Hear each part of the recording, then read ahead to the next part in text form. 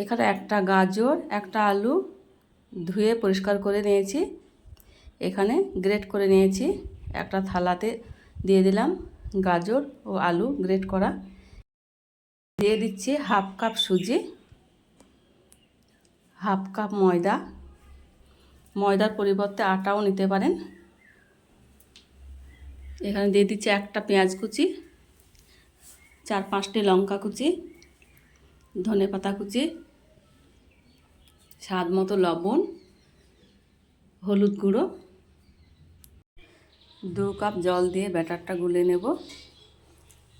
সুন্দরভাবে গুলে নিয়েছি। গুলে নেওয়া হয়ে গেছে। কড়াইয়ে দিয়ে দিলাম, গ্যাস জ্বালিয়ে অনবরত নাড়তে হবে যাতে তলা লেগে না যায়। ভিডিওর কোনো অংশ ভালো লেগে থাকলে বন্ধুদের সঙ্গে শেয়ার করে দেবেন, লাইক দিয়ে সম্পূর্ণ ভিডিওটি দেখে নেবেন।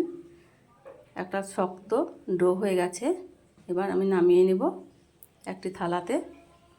ঠান্ডা করে নেব, ঠান্ডা করে মাখিয়ে নেব হাত দিয়ে। এভাবে মাখিয়ে নিচ্ছি, হাতে একটু তেল লাগিয়ে মাখিয়ে নিতে হবে, তাহলে চ্যাটচ্যাটে ভাবটা থাকবে না। এখানে থালাতে চাপ দিয়ে দিয়ে বসিয়ে দিয়েছি, এবার চাকুর সাহায্যে সমান করে দিচ্ছি। এইভাবে কেটে নেব। আপনারা আপনাদের পছন্দ মতন শেপ দিয়ে কেটে নিতে পারেন। ভিডিওটি লাইক দিয়ে সম্পূর্ণ দেখে নেবার অনুরোধ জানাচ্ছি।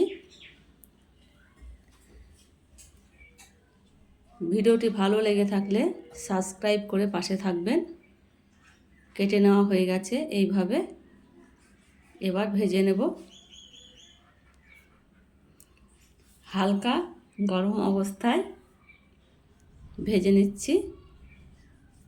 এই সময় গ্যাসের আঁচ মিডিয়াম থাকবে, গ্যাসের আঁচ বাড়ানো থাকলে পুড়ে যাবে, খেতে ভালো লাগবে না।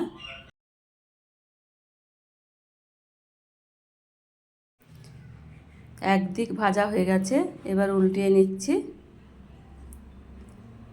খুব আলতোভাবে উল্টিয়ে নিতে হবে।